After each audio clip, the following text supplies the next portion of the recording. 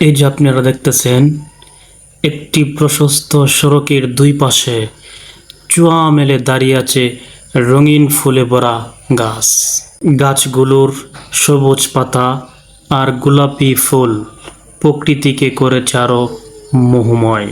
এই সড়কের দুই পাশের ফুল গাছগুলো দেখে আমার কয়েকজন কবির উক্তির কথা মনে পড়ে গেল।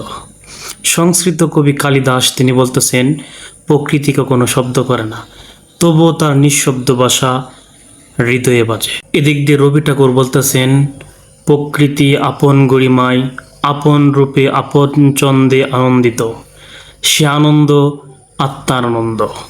দেখেন, প্রকৃতি নিঃশব্দ, তারা কোনো শব্দ করে না, তারা মানুষের মতো কথা বলতে পারে না। পাহাড় পর্বত নদী নালা গাছপালা আকাশ তারাও নীরব, তবুও তার নিঃশব্দ ভাষা আমাদের হৃদয়ে বাজে। তবে প্রকৃতির এই নীরবতা আমাদের অন্তরের মাঝে গভীরভাবে প্রভাব ফেলে। দেখবেন, নদী নালা খাল বিল বন জঙ্গল এসব নীরব সৌন্দর্যতা দেখলে প্রত্যেকটা মানুষের অন্তরের মধ্যে একটা আনন্দের উৎফুল্লতা সৃষ্টি হয়।